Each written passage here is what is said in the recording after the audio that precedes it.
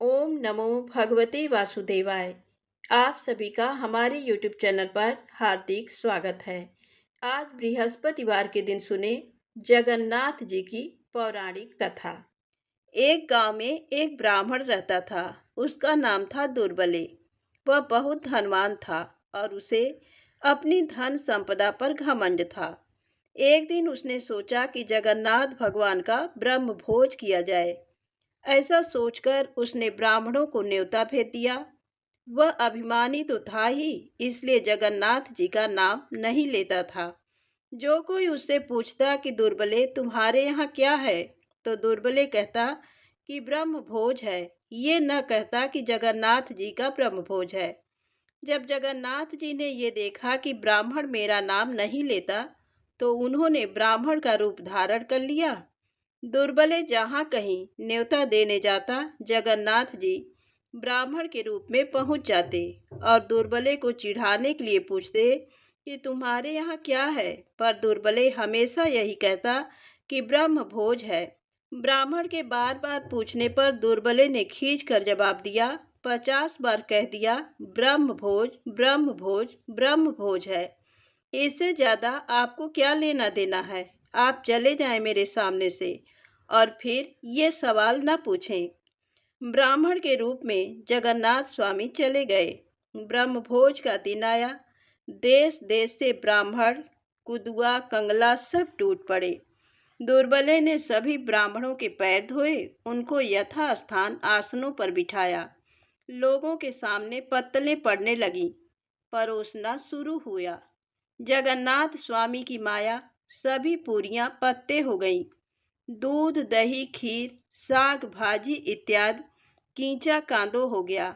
मिठाई, शक्कर सब कंकड़ पत्थर हो गई। दुर्बले ये देखकर बड़ा दुखी हुआ। अपने अपने आसनों से सभी ब्राह्मण उठ खड़े हुए। उनके क्रोध का पार न रहा। क्रोध में सबने दुर्बले को शाप दे दिया, तुमने ब्राह्मणों को घर बुलाकर उनका अपमान किया है। इसी प्रकार तुम्हारा भी दर दर अपमान होगा। तुम्हारा सब धन हर बटुर जाएगा। दाने दाने को तरसोगे। दुर्बल के मुंह से बोल न फूटा। माथा ठोकर धरती पर बैठ गया। ब्राह्मणों का समाधान अब करे भी तो किस मुंह से। जगन्नाथ जी ने फिर उसी ब्राह्मण का रूप धारण किया और दुर्बले के पास आए। दुर्बले, क्यों उदास लेटे हो? ब्राह्मण को देखते ही दुर्बले के तन बदन में आग लग गई। दुर्बले ने सारा क्रोध उसी ब्राह्मण पर उतारा। तुम्हारे बार बार टोकने से ही ऐसा हुआ है। मेरा अपमान हुआ, मेरी धन संपत्ति गई, अब भी तुमको संतोष नहीं। ब्राह्मण ने कहा, जो होना था सो हो गया, अब तुम कर ही क्या सकते हो। भगवान की शायद यही इच्छा थी। अब तुम्हारे पास न लाख रुपए होंगे और न अब तुम्हारा पेट भरेगा।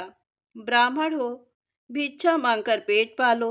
दुर्बले को ब्राह्मण की बातें जले पर नमक की तरह लगीं, पर खून का घूंट पीकर रह गया। दुर्बले ने मन ही मन विचार किया, हो न हो किसी देवता का ही कोप है तो अब भीख ही मांगनी पड़ेगी। भाग्य में शायद यही लिखा था। ऐसा सोचकर दुर्बले दंड कमंडल लेकर निकल पड़ा। शाम तक द्वार द्वार भीख मांगी, तब कुछ अनाज मिला। अनाज लेकर घर लौटा और अपनी पत्नी के सामने रख दिया। उसकी पत्नी ने अनाज कूटा, पीसा और रसोई बनाई। रसोई से निकलकर हाथ धोए।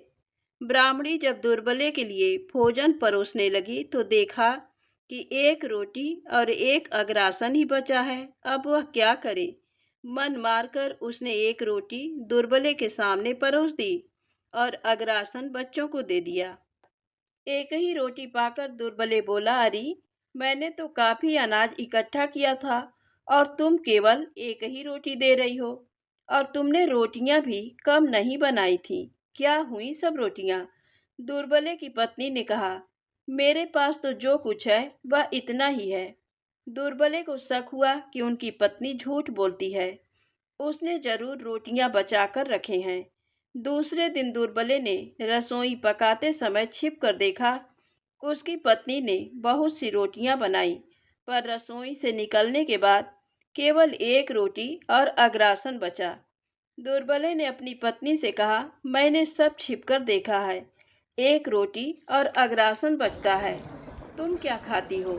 तब दुर्बले की पत्नी ने कहा, मैं तो कुछ नहीं खाती, क्या करूं? रसोई तो बहुत बनाती हूँ पर कुछ बचता ही नहीं। तब दुर्बले ने पूछा, तुम कुंवारे में किसी देवी देवता की पूजा अर्चना करती थी? किसी देवता के शाप से ही ऐसा हुआ है, सोचो, कोई उपाय निकालो। उनकी पत्नी ने कहा, कुंवारेपन में सोमवार को मैं जगन्नाथ स्वामी का व्रत करती थी।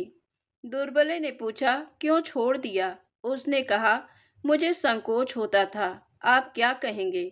आप सोचेंगे कि कुंवारेपन में क्या टिटम्बर करती थी, इसीलिए छोड़ दिया। तब दुर्बले ने कहा, तुम व्रत करो और मैं जगन्नाथ स्वामी का दर्शन करके ही अन्न जल ग्रहण करूंगा। इतना कहकर दुर्बले जगन्नाथ स्वामी के दर्शन के लिए चल दिया। दुर्बले महाराज को मार्ग में बड़ी लड़की का घर मिला। दरवाजे पर उसके लड़के खेल रहे थे। दुर्बले ने बच्चों से कहा, जाओ अपनी अम्मा से कहो कि नाना आए हैं। बच्चों ने भीतर जाकर माँ से कहा, अम्मा, नाना आए हैं। माँ ने पूछा, तुम्हारे नाना किस तरह के हैं, क्या पहने हैं? तो बच्चों ने बतलाया, फटे कपड़े पहने हैं और हाथ में दंड कमंडल लिए हैं। माँ ने कहा, तो वे तुम्हारे नाना नहीं हैं। हमारे मायके में ऐसा कोई दरिद्र नहीं है, उन्हें जाने दो। बच्चों ने बाहर आकर दुर्बले को मार भगाया। दुर्बले अपने भाग्य को कोसते हुए आगे चले। इधर लड़की की सारी धन दौलत गायब हो गई। कुछ दूर चलने पर छोटी लड़की का घर मिला। छोटी लड़की के बच्चे बाहर खेल रहे थे। दुर्बले ने उनसे भी कहा, जाओ अपनी अम्मा से कहो नाना आए हैं। बच्चों ने भीतर जाकर माँ से कहा, नाना आए हैं। माँ ने पूछा, नाना कैसे हैं? बच्चों ने बताया, नाना फटे कपड़े पहने हैं और हाथों में दंड कमंडल लिए हैं। माँ ने कहा, तो जाओ अपने नाना को भीतर ले आओ।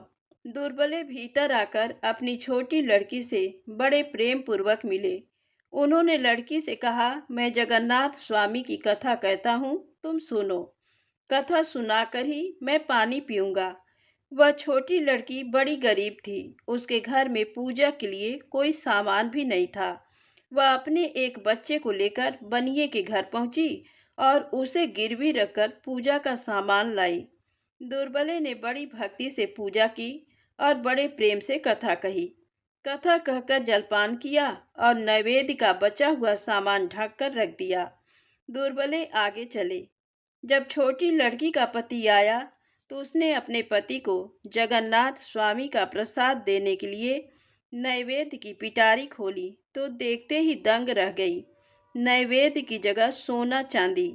धन लेकर वह अपने लड़के को छुड़ाने बनिए के यहाँ गई। बनिए ने पूछा, अभी तो तुम इसे बेच गई थी, अब इतनी जल्दी कहाँ से सोना चांदी आ गई कि छुड़ाने आ गई? लड़की ने कहा, हमारे पिताजी जगन्नाथ स्वामी के दर्शन के लिए जा रहे थे। उन्होंने जगन्नाथ जी की कथा कही, नैवेद्य चढ़ाया, वही नैवेद्य सोना चांदी हो गया। जब बनियों को जगन्नाथ स्वामी का प्रभाव मालूम हुआ तो उसने कुछ लिए बिना ही लड़का लौटा दिया। दुर्बले रोज जगन्नाथ स्वामी की पूजा करते और कथा कहकर पानी पीते और अपनी यात्रा पर आगे चल पड़ते। रास्ते में एक दिन दही की दहेड़ी लिए एक ग्वालिन मिली। उससे दुर्बले ने कहा, तुम हमारी कथा सुन लो तो मैं पानी पीऊं। ग्वालिन ने कहा, हमारे 1 लाख गौएं हैं, जब तक तुम्हारी कथा सुनेंगी हमारी गौएं बिगड़ जाएंगी, मैं नहीं सुनती तुम्हारी कथा। दुर्बले आगे चले। इधर ग्वालिन की गौएं बिगड़ गईं। राह में उसे एक लड़का मिला। उसके एक डूंडी गैया थी। दुर्बले ने उससे कहा, हमारी कथा सुन लो तो पानी पीऊं। लड़के ने प्रेम से बैठकर कथा सुनी और दुर्बले को गाय का दूध पिलाया। दुर्बले आगे चले। रास्ते में एक आम का पेड़ मिला। उसने पूछा, दुर्बले कहाँ जा रहे हो? दुर्बले ने कहा, जगन्नाथपुरी जा रहा हूँ। आम ने कहा, जगन्नाथ स्वामी से मेरा भी एक संदेश कहना कि हम फूलते फलते हैं पर पकने पर कीड़े पड़ जाते हैं। पता नहीं किन पापों के कारण दुर्बले आम का संदेश लेकर आगे चले। थोड़ी दूर जाने पर दुर्बले ने बाल से बंधा एक हाथी झूमते देखा। हाथी ने पूछा, दुर्बले कहाँ जा रहे हो? दुर्बले ने कहा, जगन्नाथ जी। हाथी ने कहा, जगन्नाथ स्वामी से मेरा एक संदेश कहना। मैं इतने डील डौल का जानवर हूँ, फिर भी एक बाल से बंधा झूम रहा हूँ। न कोई मुझ पर सवारी करता है और न मैं चल पाता हूँ। न जाने किसका साप है। दुर्बले और आगे बढ़े। आगे दो तलैया मिली। उन्होंने पूछा, दुर्बले कहाँ चले? उन्होंने जवाब दिया, जगन्नाथ जी। तलैयों ने कहा, एक हमारा संदेश कहना। हम इतने पास हैं, पर सावन भादों में भी नहीं मिलने पाती। किन पापों से? दुर्बले जी आगे बढ़े। आगे एक गैया बछड़ा मिले। गैया ने भी वही पूछा और संदेश ले जाने के लिए कहा। 10 महीने इसे पेट में रखकर जन्म दिया, पर दूध नहीं पिला पाती। वह किन पापों के कारण? दुर्बले आगे बढ़े। आगे चलने पर उन्हें एक शिला मिली। उसने भी अपना संदेश कहा। मेरा इतना अच्छा पत्थर है, पर दिन रात तपती हूँ और कोई एक लोटा पानी भी नहीं डालता। इसका क्या कारण है? दुर्बले आगे चले तो एक लकड़हारा सिर पर बोझ रखे मिला। उसने भी अपना संदेश दिया। ये बोझ न दिन उतरे न रात। ऐसा किन पापों से होता है? दुर्बले ने कहा, ठीक है, मैं पूछ लूंगा। दुर्बले आगे चले। आगे सिर पर जलती हुई बिरौसी लिए एक स्त्री मिली। उसने भी दुर्बले से अपना दुख रोया। ये जलती हुई बिरौसी सिर से न दिन उतरे न रात। किन पापों से? दुर्बले आगे चले तो एक औरत मिली, जिसके चूतड़ों से पाटा चिपका था।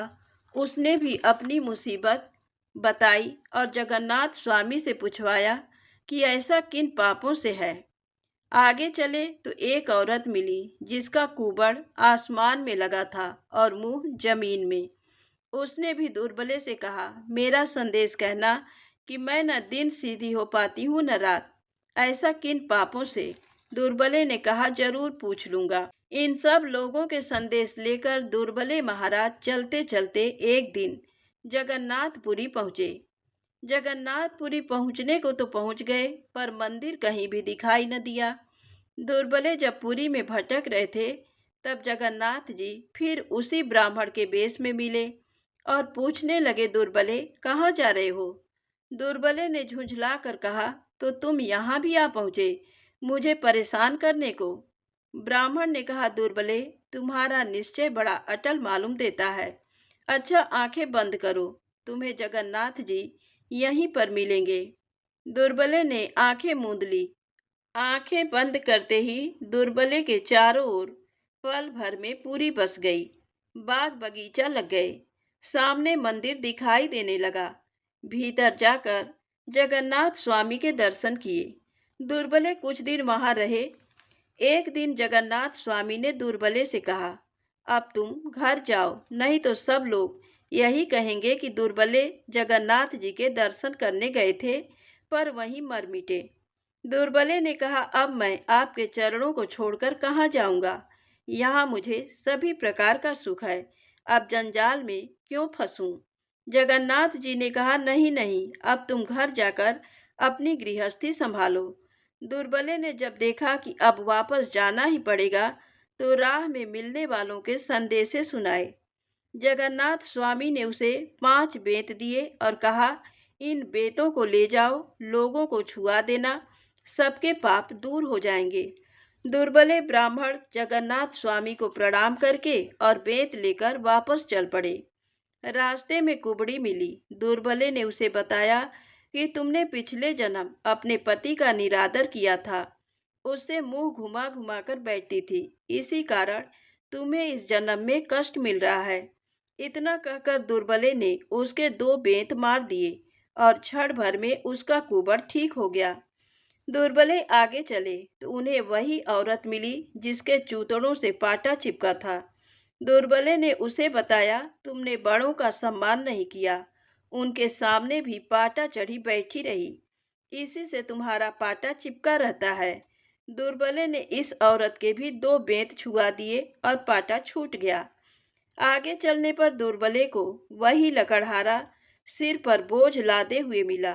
उसको बतलाया, पिछले जन्म तुमने दूसरों के सिर पर बोझ रख तो दिया पर उतरवाया नहीं, इसीलिए तुम्हारे सिर का भी बोझ नहीं उतरता।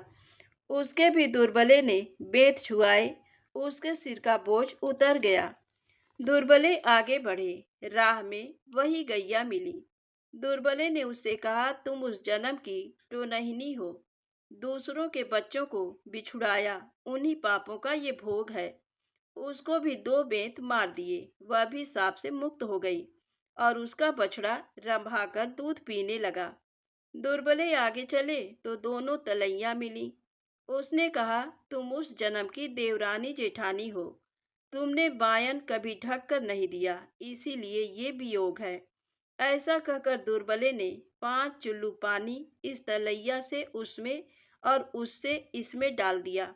दोनों तलैया बिना बरसात मिलने लगीं। दुर्बले आगे बढ़े, उन्हें वह स्त्री मिली जिसके सिर पर जलती हुई बिरौसी रखी थी।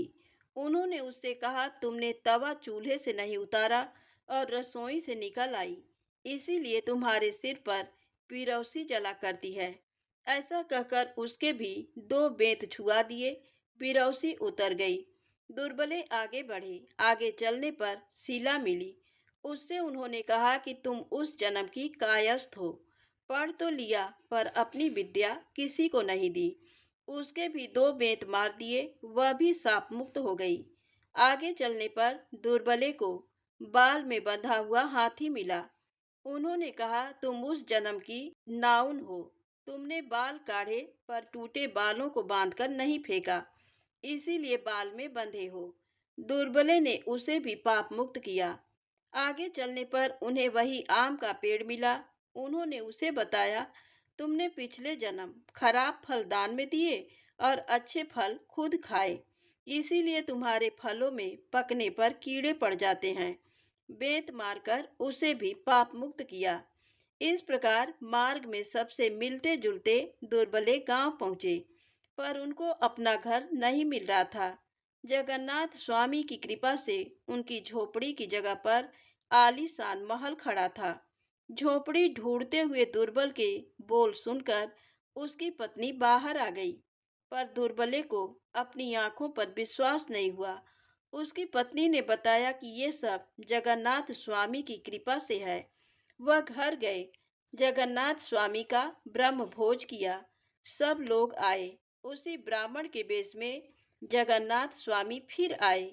वह बार बार पूछते, दुर्बले आज क्या है? दुर्बले कहते, आज जगन्नाथ स्वामी का ब्रह्म भोज है। वह बार बार पूछते और दुर्बले बार बार जगन्नाथ स्वामी की जय जयकार करते। तो प्रेम से बोले, जगन्नाथ जी महाराज की जय हो।